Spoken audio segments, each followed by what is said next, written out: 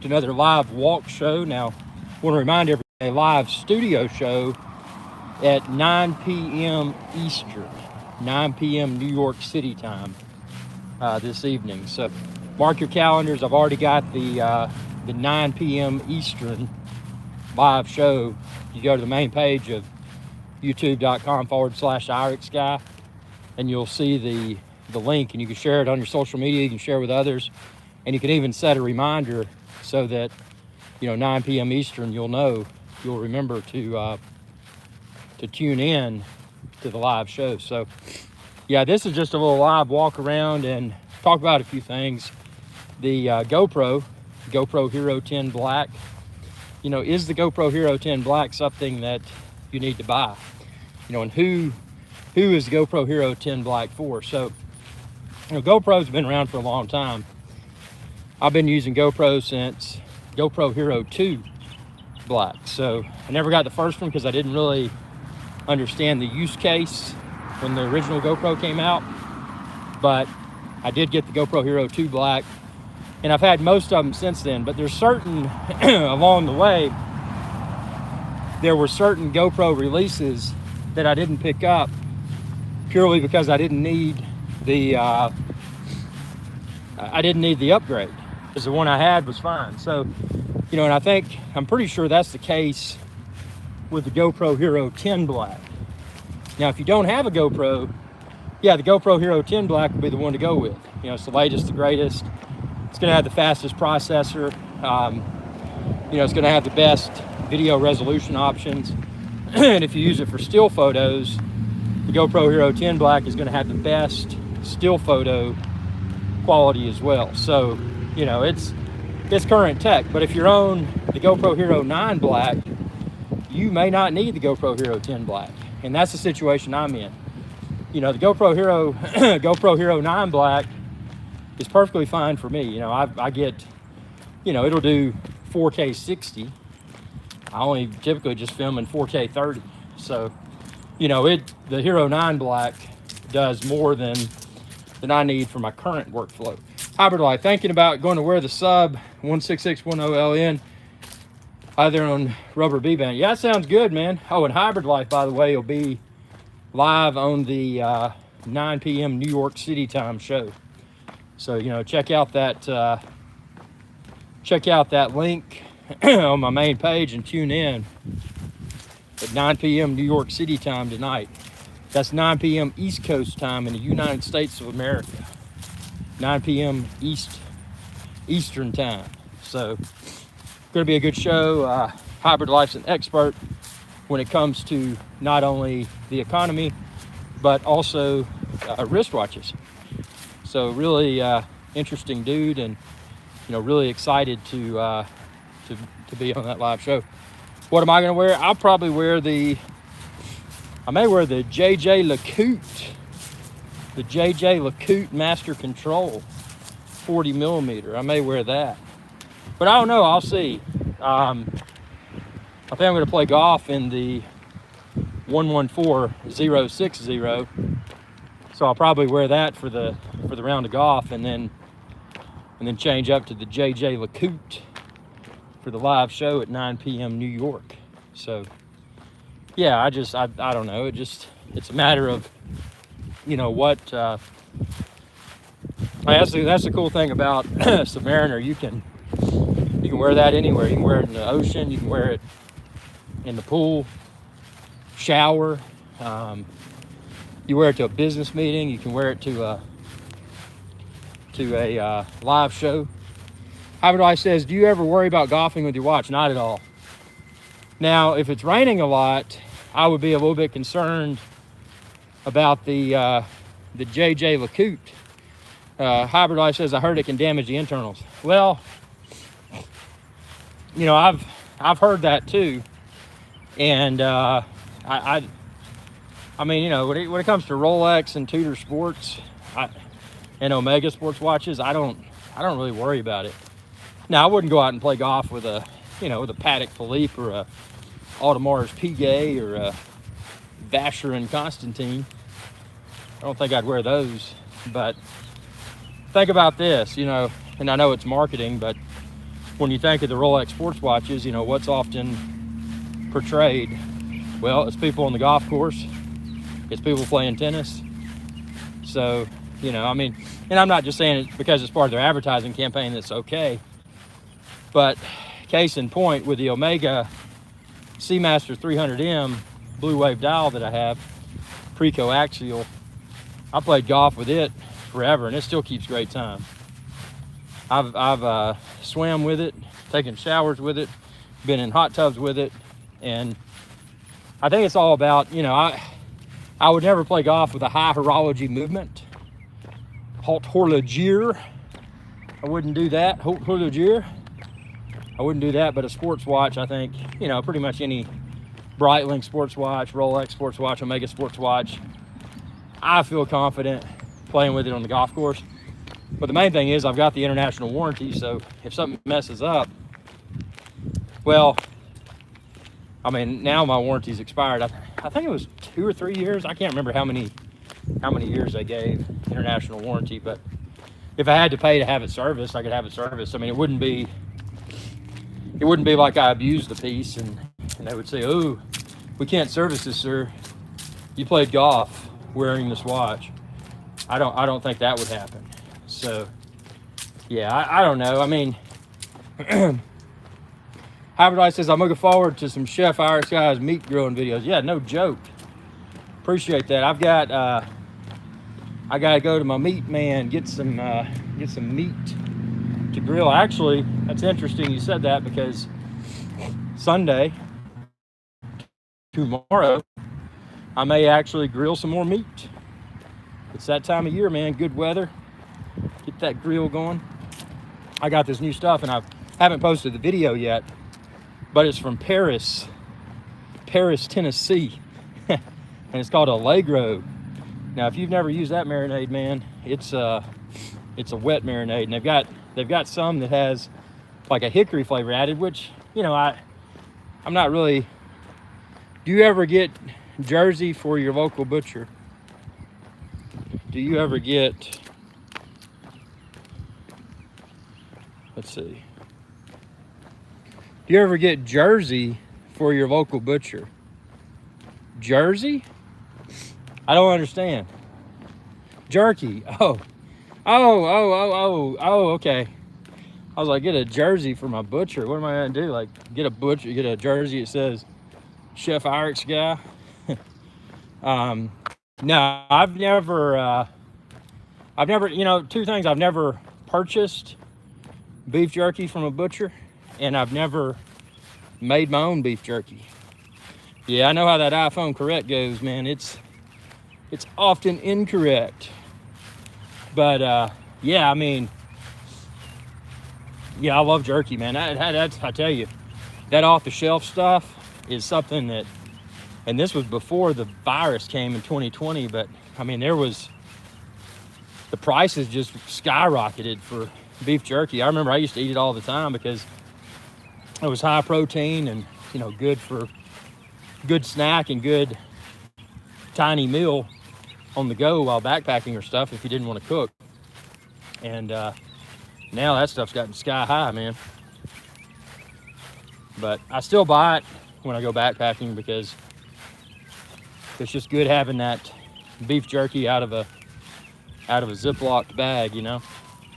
Such a good food. Now, you know, it'll attract the bears, so something to be aware of. Always be bear aware when you're in bear country.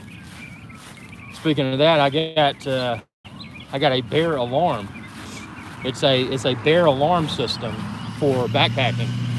So I'll be doing a video of that. Now, video's not up yet, but I'll have the unboxing soon. And then I'm taking it into bear country, about 9 miles out. Well, and when I say 9 miles out, that's 9 miles up a mountain with, in my case, about 75 pounds of junk on my back in my backpack, and spending the night in bear country and rigging up this bear alarm system, you know, as, you know, perimeter around my tent at the backcountry campsite. So, you know, that's going to be interesting. But yeah, never leave Brad, welcome aboard, sir. Oh, and Brad, I reminded, Hybrid Life knows, 9 p.m. New York City time tonight. We're doing a live show from the studio. Hybrid Life's going to be on.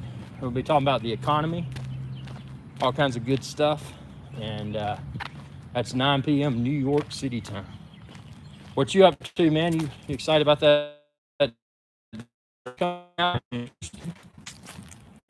And the new DJI Mavic 3. What do you think of all the new drones and leaks, Mavic 3 leaks? I should be there. Very cool. Yeah, that's funny. You said that at the same time I was asking you, man. You said that before I even... Yeah, here's the thing.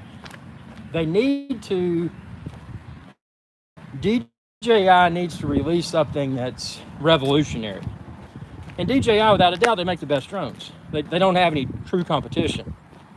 That's a fact. So, with that said, if the rumors surrounding the new DJI Mavic 3 are true, maybe it's more advanced, but is it really that much better? I mean, there needs to be something that's, DJI needs to release something that's radically better. Yeah, the price point, Brad, I'm with you, man. I mean, here's the thing too. This is really crummy. So, DJI, DJI had an affiliate program. And, when I was reviewing drones and this, that, and the other, I would often remind people, hey, check the link within this video's description when you order. Now, you can still do that. And I've got links from all my drone videos, and they'll go to Amazon now. I want the smart controller if it works better with my Air 2S. That's what I'm hoping. Hey, yeah, that's pretty interesting. But yeah, DJI discontinued, and it's weird the way they did it. This was many months ago. DJI discontinued their affiliate program, which, enabled someone to earn credits when people chose to purchase drones through that person's link. In my case, my links. Well, DJI discontinued that. So, I don't have DJI credits accumulated for a drone. So, the fact that the rumored price point of this new DJI Mavic 3 is approximately, I'm saying around $1,500, and that's probably just the base version. That's too much. And I mean, I don't know why DJI discontinued their affiliate program. They put up some little flim-flammy verbiage about, it's been discontinued, but they didn't say it was discontinued. The verbiage didn't say it was discontinued. It just said it's unavailable, but they never said that it'll come back. So it really rubbed me the wrong way that they've done that, because, yeah, Brad said $1,600 for base. Yeah, this is, I don't know. It's frustrating. So, but if I can earn enough, affiliate income, we'll talk more about it tonight. I got to go. Sorry. Hey, Brad, see you tonight. 9 p.m. New York. Thank you. But yeah, they discontinued the affiliate program. DJI did. Don't know why they did it. It irritates me. It was nice, people choosing to support my channel by shopping through the links on my drones. And again, you can still do that. The only difference is now, when you do that, you'll be directed to the Amazon pages for buying the drones, which is actually even better, because most of those likely ship faster than the ones from DJI. But yeah, it's upsetting DJI discontinued that. Now, why do they pull the plug? I don't know. Will they ever bring it back? I don't know. But, I'm not going to invest my time. Fortunately, with my short links, I use my own, I use Amazon Web Services, AWS, to host my web servers, and I use my own short URL generator. So at least what I can do, what I've done, and what I continue to do, is I create short URLs for the various products that I feature within my videos. Now, that gives me the ability in the future, say that I have to go to, and what case in point here, what happened with DJI, I had all my drone links, but they were going to DJI. Well, when DJI discontinued their affiliate program, I had to quickly pivot, and instead of redoing, because I've got thousands of videos, man, but instead of redoing each individual link, what I was able to do, since I run my own URL shortener, I was able to go into my URL shortener's administrative interface, and I was able to update the links that my short URL is directed to. So instead of going to DJI, they now go to the DJI store on Amazon, which I was relieved that I was able to quickly, react to that situation. Because I mean, when you're in this business and you lose something like that, you got to pivot quickly, and you don't necessarily have time to go through thousands of videos and update thousands of URLs. I mean, I don't have a team here. This is an independent YouTube channel, So I mean, it is not a situation where I'm outsourcing the labor and because that increases the overhead. If you got to have staff, you got to have it now. I mean, it's just no.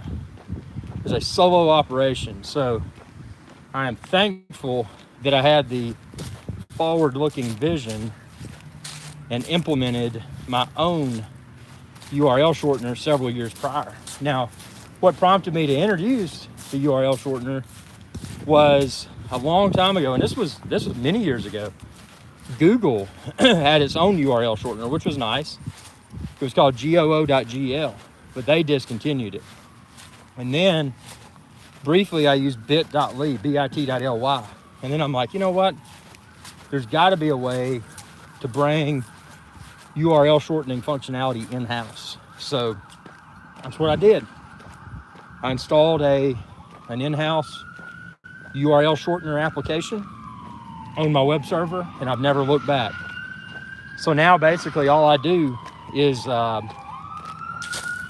type in the URL that I want to link to, and then I type in the name of the short URL. So for example, with GoPro, the short URL would be irixguy.com/GoPro. But then that would link to the longer URL on Amazon. So, it's been easy to administer, but if that was still something that I had, if I didn't have control of in-house, I'd be in a world of hurt, because I would be in a situation where potentially I would have to update thousands of URLs manually, and that's just not good. That's just, to not have, if I had to do that, that would be devastating. So I'm glad that I implemented this in-house URL shortener several years ago. And that's something I encourage everyone to do. If you're doing whether it's an affiliate marketing site or whatever, if you want to have the ability to quickly change, say you've got, it doesn't have to be YouTube videos, but say you've got web pages, and every web page has a link to whatever product. Well, if that destination link changes, and if you've posted the destination link directly on all of your pages, you're going to have to update that on all your pages.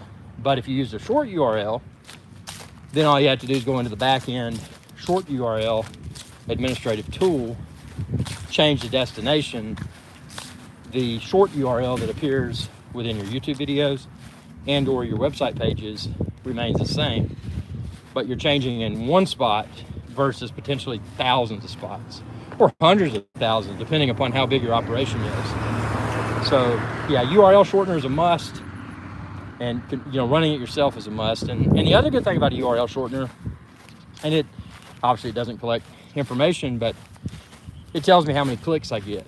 So if there's a certain product that I reference in my YouTube videos, I can say, okay, well, 500-600 people will click this. And maybe there's another product where only 10 people have clicked. Maybe there's another one where there's been hundreds of thousands of clicks. So I can kind of feel, get a feel for, what is the hotter content. Because ultimately, nobody wants to spin their wheels for content that is receiving lackluster attention. So, part of that attention is the view count. The other component is the number of clicks for that. If it's a product, the number of clicks going to that product. That's important. This is a business. It's fun, but it's a business. You got to treat it like a business. I'm a businessman. But anyway, it's URL shortener. So remember that. And by the way, if anybody needs assistance with creating their own URL shortener, I provide consulting services. So shoot me a message and I'll be comment below. I'll be more than happy to schedule a consultation and provide a quote for my services.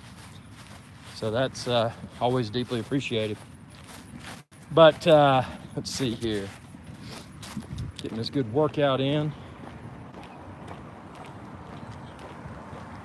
It's still warm, man. It's not as warm as it has been, but it is still warm out.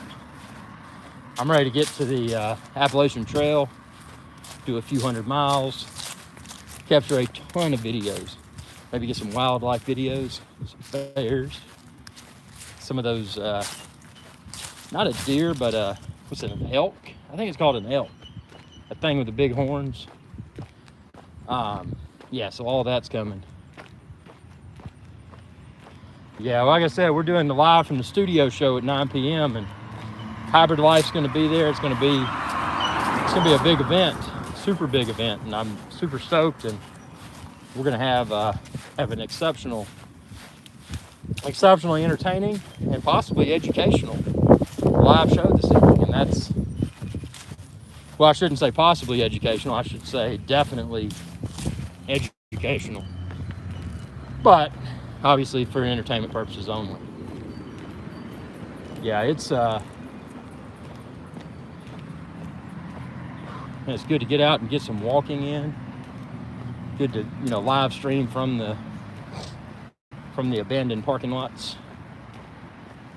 But it's also fun to live stream from the studio. Thing is, you got to do the balance. See, I got to get cardio in. Then I got to get the game of golf. If you don't play golf, you're just a failure. So remember that. That is a pro tip from Irish guy. If you're not a golfer, you're no good. You're a sorry person. So pick up those golf clubs. Golf is a great game. It's a game of. It's a game for business. It's a game for relaxation. It's a game for strategy.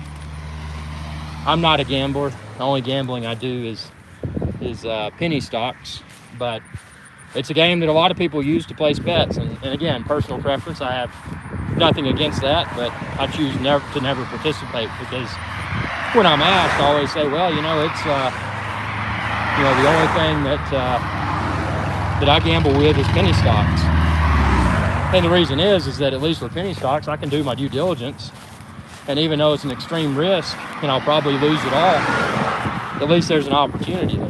And, that opportunity is amplified by the amount of research that I perform and, the level of confidence that I feel should exist. So that's the only gambling that I do. Just, penny stocks. I used to go to the casino, but the problem with the casino now, man, they're so cheap. You can't even go in and get a free drink. Well, you can, but it's like they'll give you one free drink at one bar and then one at the other. And if you're like me and you just play slot machines, they don't give you anything. So I mean, it's totally changed. I mean, the environment, the casino landscape. So I don't know. I haven't been to a casino in that's probably been about 15 or 20 years. So that's yeah, funny how things change, man. But yeah, so 9 p.m. You know, what's the show going to be about? It's going to be about the failing economy, and we're going to talk about hybrid life's he's a real subject matter expert, and he's going to share a lot of his personal insight, again, for entertainment purposes only, but you know, some stuff that you know, hopefully will awaken a lot of people and make them realize, man, there's stuff about to be brewing. Something else is coming to this channel. Look at this. What is that? What is that? That's weird.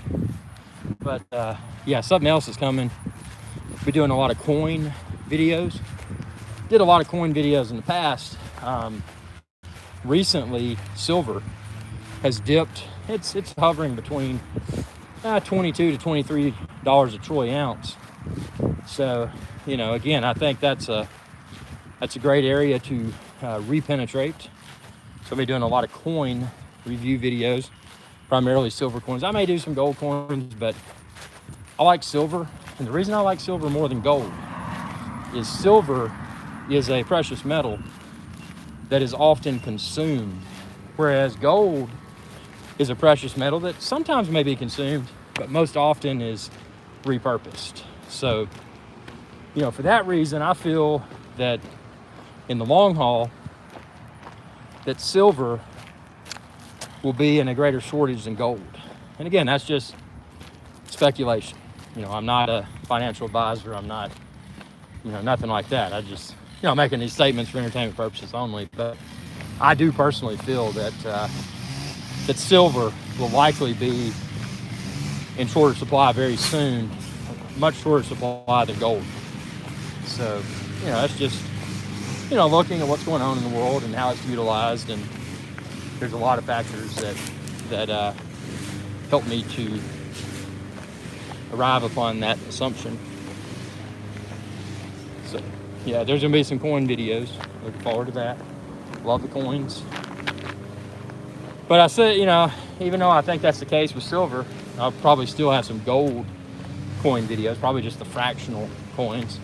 You know, not the 1 troy ounce gold. That gets too expensive, man. But yeah, so a lot of stuff coming to the channel. Obviously these walk shows, just a very casual live show. You know, just chat about whatever, who cares. Super chat if you want to, always appreciated, you know, that kind of thing. So, let's see, how many calories have I burned? Fatso has burned 200 calories. Oh well. Yeah, I gotta get ripped again. The only way to do it, man, is just work out a lot. That's the only way to do it. People try to sell you all these diets and all that stuff. That doesn't work. Just get out and walk. Get out and walk, go for a jog, get on your Schwinn IC4. Speaking of Schwinn, if you haven't checked out my Schwinn IC4 videos, check out my playlist. I've got around 100 videos. Super nice bike. Good as new. Still, you know, now granted, I do it primarily during really hot months because I don't want to go outside and have a heat stroke.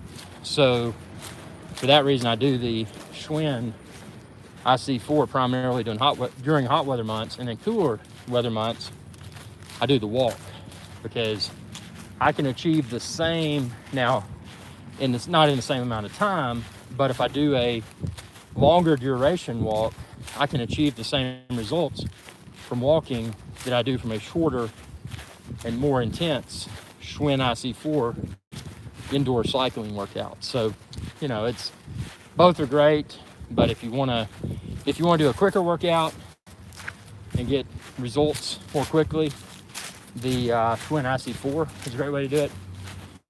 But if you want to do a longer duration workout, what I'm doing now, you know, for an hour or so, just get out, walk around, and sweat, and you know, get the calories burning. You know, that walking's a good way to do that. So it's just a matter of how you like to do it, man, and how you like to mix things up. But I tell you, the biggest excitement is the backpacking the Appalachian Trail. Hard to beat that, because see, most of the segments, not all, but most of the segments of the Appalachian Trail are pretty much a continuous incline. You know, you're walking up a mountain. Now, the cool thing about it is, depending upon where you're going, if you're just going in a trailhead, you know, hiking 9, 10, 12 miles up the mountain, when you hike out, that hike out is typically down the mountain.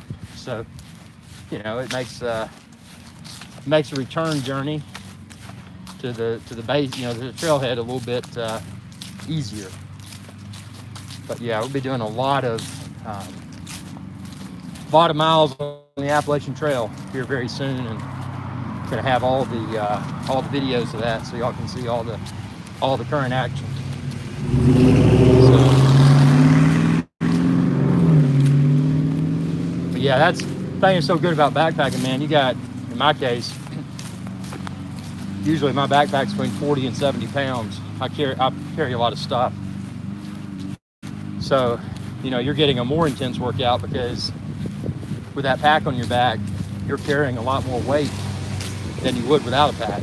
So, you know, just a great way to amplify the fitness value that you get from that. So yeah, I'll probably, on the Appalachian Trail, I'll probably drop, I'm just guesstimating, probably 10 or 12 pounds. So, you know, that's a significant amount of weight. So that's gonna be good. Look at these arrows, man. Look at these arrows. Pod man. Yeah, they are. This is just the live walk show. So tune in at 9 p.m. New York tonight, and we're doing a studio show. It's going to be professional lighting, professional audio, professional camera. It's going to be highly professional, and we're going to have live guests, hybrid life. Yeah, so tune in at 9 p.m. New York City time, 9 p.m. East Coast time in the United States for that live show. It's going to be a very professional broadcast. I'm excited, and yeah, I just did this because, you know, why walk without live streaming? I mean, that's, you know, you're just mindlessly walking. Why not walk and talk and interact with your audience? So that's why I do this. I mean, yeah, it's very, like you said, poor camera angle. I got crooked feet. I just do. You know, it just is what it is. I mean, this is just a very casual, very conversational live show. You know, it's not this live show is not for the audio and video quality. It's all about the discussion. So yeah, keep your comments coming, man. I appreciate that, pod man. And you're definitely correct. Definitely are. So yeah, we're gonna trying to think of other things, man. Let's see. Let's see. So far, I've hiked over 2 miles. I mean, walked over 2 miles. That's not too bad. Now I'm going to do the golf course. And the thing with the golf course, though, is that you don't really, you know, you walk out of the golf cart to your ball, but it's not necessarily that big of a workout. Although you are swinging the club, it's more, you know, I look at golf, instead of a workout, I look at it more of a, you know, just a stress reliever and challenging sport. So it's good to do. But yeah, this walking, hiking, biking. Again, don't do road bikes anymore because I was hit by a car. That was no fun. You know, texting while driving has pretty much, well, not pretty much, texting while driving has made me abandon road biking. I mean, I used to have very nice carbon fiber road bikes. I had repair stands. I did my own bike maintenance. You know, all my tune-ups, tire replacements, all that. But when I got hit by a car while riding a road bike, I just said, look, risk reward, not worth it. Gonna switch. But I do miss that. Back before, you know, the cell phone problem started remember we had the original cell phones that were in a bag. That wasn't too distracting because people were pretty much just talking. And only the wealthier people had the bag cell phones, or people that, you know, worked for a company that provided it. Then they came out with the phones that you could text. But texting was so inconvenient with the original cell phones because, you know, you had to press the same number multiple times to produce a different letter. So it wasn't convenient to text. Well, now they've come out, well, they've had them for a while, the smartphones that have the screens where you can text, you can watch movies and all that stuff. Just created such a distraction that, I mean, it's definitely not safe to be on the roadway on a bike. And, you know, even with, you know, being on the roadway in a car, it's super dangerous because there's so many distracted drivers. So, yeah, that texting has really changed the things that people can safely do on a bicycle. It's a shame, but it is what it is. So, you know, that's why I do what I'm doing here, just walking through abandoned parking lots and grassy fields, you know. I mean, maybe an antelope can run out for me, but I feel fairly confident that someone texting while driving will probably not emerge from out of the nowhere in a parking lot or a field and run me over. Podman says, got an e-bike but stay off roads. Yeah, dude, e-bikes. Yeah, that is, you and several other people have talked about e-bikes. Oh man, I'm so interested in one, but again, it's kind of like, I feel like if I get an e-bike that I'm going to end up on a roadway somewhere, and then, you know, there's going to be that texting while driving person that runs me over and kills me. So I'm afraid of it, man. I hate to say it. I really am. The only place that I'll ride on the roadways on a bike is Bermuda. And, you know, that's because you go to Bermuda, you know, if you're not Bermudian, you can't rent a car. It's not an option.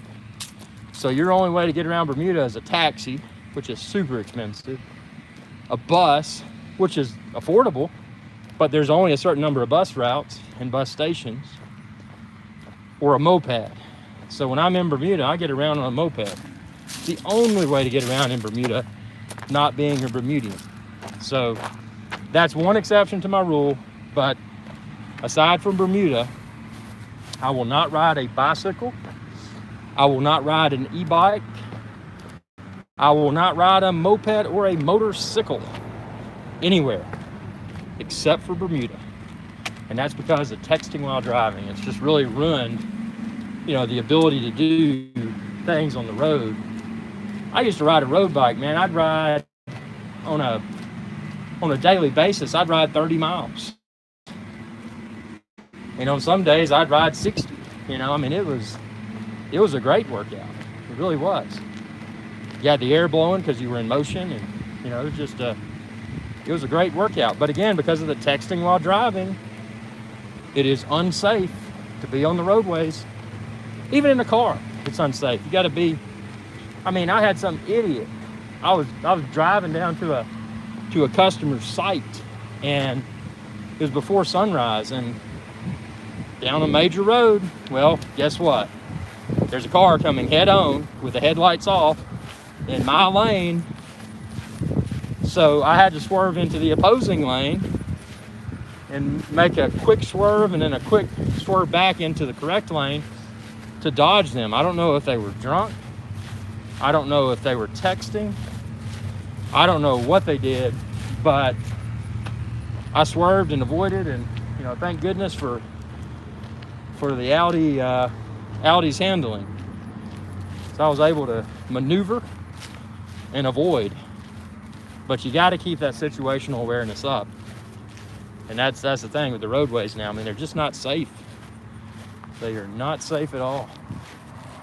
So, you know, hopefully y'all have never been in a situation where you've encountered a near miss, either while on a vehicle or on a road bike or an e-bike or a moped or a motorcycle. You know, hopefully you've never been in any of those situations. But yeah, it's no fun, man. It's really not. Whew, okay, I burned burned a significant amount of calories so far. About 45 minutes into this casual stroll, fat burning activity. Started the live stream about 5 minutes in. I wanted to get a little bit sweaty first, so that's what I did. Yeah, a bunch of cool stuff. We'll pivot from texting while driving conversations. That's never a good thing, but yeah, it makes it tough, man. And that's one of the things with the outdoors. I really enjoy the the backcountry. You can just get out there, you can hike, and I mean, yeah, there's wild animals. I mean, don't shove beef jerky in your shorts and walk around, but you can get good exercise in the backcountry relatively safely, as long as you know how to read a map, and if your GPS fails, how are you going to return to your vehicle? You got to have situational awareness to be able to go into the backcountry, and you got to have. Podman says, you still reviewing drones? Yeah, definitely. Podman, great question. I was talking earlier. I was actually deeply disappointed. DJI discontinued. Now I say discontinued. Did they temporarily remove the capability? Do they plan to add it back? But for whatever reason, DJI's affiliate program, where you could earn points for for future drones, they discontinued it. This was several months ago. So I don't have the DJI credits built up to where I can pick up a drone. So that being an independent YouTube channel, there's no marketing budget that I have that enables me to to get all the stuff. And that affiliate program was a great enabler for me, because I was able to accumulate points, and then I had to pay the difference, because I didn't always have enough points to get it in full. But that was a great enabler. I was able to to acquire the drones at an affordable rate and review them. But yeah, they discontinued that, and I don't know if it's permanent or what. But as I mentioned earlier to the viewers, being an independent YouTube channel, it's the viewer support that enables me to continue to grow. So anytime you have an opportunity to choose to shop through my links, I've got links in all my videos. And if you go to my website, irixguy.com, and click the links there, just a great way to shop my links. And obviously I get a small commission for people that choose to shop my links, but that helps me. Right now, with the DJI affiliate program being discontinued a while back, that's put a temporary dent in my drone acquisition abilities. So there may be some drones that, unless I get a tremendous amount of support from my viewership, there may be some drones that I may not be reviewing, and I hate to say that, but hopefully things will change, and hopefully people really support the channel on Patreon and become channel members. And there's all sorts of ways you can support Iron Sky's Adventure channel. But I've got drones are a big component, but I've got other items as well that that I've got to review and that sort of thing. So and then I've got the travel expenses. I mean, going to the doing the Appalachian Trail, that's not cheap. I mean, initially, after you get all the gear, initially it's less of a financial burden. But every trip, you've got the mileage to and from, you've got the lodging at base camp. You're probably not going to sleep in a tent every night. You've got food, your backpacking meals. You've got beverages. I mean, obviously you got to have booze. I mean, who wants to go into the mountains without some sort of good whiskey or bourbon? I mean, that's just a must. So there's a lot of expenses associated with running a YouTube channel. But yeah, I do want to review every drone that I could possibly review. And this Mavic 3, if it comes out at the price that it's looking like it may, I mean, I don't know if I'll be able to to justify that, unless I get a lot of support during live shows, super chats, that sort of stuff, leading up to the release. If I can get enough support, then I might be able to justify it. So that's where I am, just being, you know, as always on this channel, just an open book. I'll tell you how it is. This is not an edited channel. So, okay, well, I burned some calories, man. So far, I've only burned 320, but I've walked about 2.5 miles. Actually, almost 3, because I didn't start this live stream until 5 minutes after. So, yep, gotta burn this fat off. Podman says in the early days, really enjoyed your drone reviews. Thanks. Oh, I did too, man. I appreciate that. My only regret was starting the drones, you know, kind of late, because, you know, I started with the Phantom 1, but that was after the Phantom 2 had already released. And the reason was that, you know, in the early days, it was tough, man, to justify the expense of a drone, not knowing what a drone could do or whatever. And I tell you, that first time, you know, after getting out of the field with that Phantom 1 for the first flight, and having spent like, you know, several $100s, and then, you know, pushing the power button and taking off. I mean, those were uncertain times, man. But I tell you, you know, it's like any business model, you know, there's risk and reward. And that, for me at the time, was it wasn't a huge financial risk, but it was a moderate financial risk. But again, the reward was well worth it. I mean, I was able to get involved with drones, connect with the world, you know, leveraging those drone videos. Not only that, but also, you know, have fun engaging with the audience. And it was just fun, man. You know, flying the drones was fun.